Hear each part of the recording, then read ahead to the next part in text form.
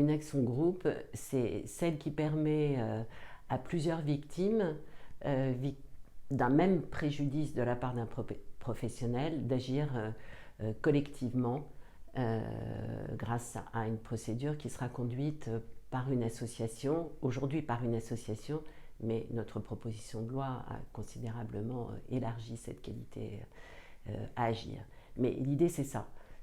Souvent un petit dommage pour lequel on hésite à agir individuellement, notamment en matière de consommation, et dont il est beaucoup plus facile d'obtenir la réparation si on se regroupe. En fait, l'action de groupe, elle a été introduite en France en 2014 en matière de consommation, et petit à petit, elle a été élargie à d'autres secteurs, notamment en 2016, à la santé, à l'environnement, à la protection des données personnelles, en matière de discrimination aussi. Ce qu'on a constaté dans le cadre de la mission qui nous avait été confiée à Philippe Gosselin et à moi-même lors de la dernière mandature, c'est que il y avait eu très peu d'actions, il y en a 32 à ce jour, si je ne me trompe, et donc cela signifie que ce dispositif n'a pas été beaucoup utilisé. Et à partir de ce constat d'échec relatif, nous avons fait un certain nombre de propositions. La méthode qui a été mise en œuvre pour ce texte est novatrice. C'est une des premières propositions de loi qui aura été traitée de cette façon. Une proposition de loi transpartisane qui fait suite à une mission d'évaluation et pour laquelle notre présidente de l'Assemblée nationale a demandé l'avis du Conseil d'État. Et ça, c'est très fort en termes de sécurisation juridique. Et c'est une méthode qui redonne toutes ses prérogatives au Parlement.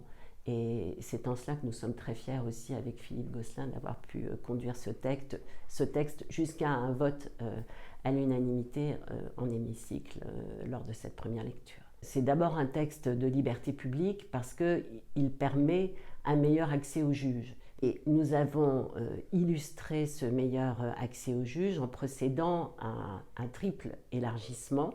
D'abord un cadre unifié, je vous le disais, 7 fondements juridiques distincts avec des particularités relatives à chaque régime en matière de santé, en matière d'environnement, en matière de consommation, bref, tous les régimes étaient différents. Ce que nous avons souhaité, c'est un cadre unifié, élargir le champ, donc tous les droits subjectifs seront susceptibles de faire l'objet d'une action de groupe.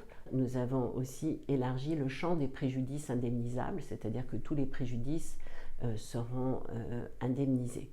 Et nous avons élargi la qualité à agir parce que nous avons constaté que trop peu d'associations, donc trop peu d'entités étaient habilitées à agir, et notamment à des associations ad hoc, c'est-à-dire celles qui se constituent à la suite d'un incident, par exemple un incident Seveso, sous réserve d'un certain nombre de critères. Alors aujourd'hui, au terme de la proposition de loi, c'est au moins 50 adhérents à cette association. Enfin, nous avons créé une sanction civile qui pourra être prononcée à la demande du ministère public. Cette sanction civile se distingue des dommages d'intérêt punitifs parce que nous n'avons pas voulu, et ça c'est un point important de notre texte, nous n'avons pas voulu singer, c'est l'expression que retient mon collègue Philippe Gosselin, les class actions à l'américaine.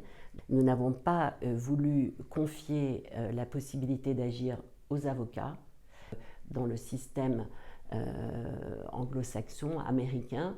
À partir du moment où on répond à un certain nombre de critères, on fait partie d'office du groupe. Non, en France, nous souhaitons que chaque victime manifeste sa volonté d'appartenir au groupe.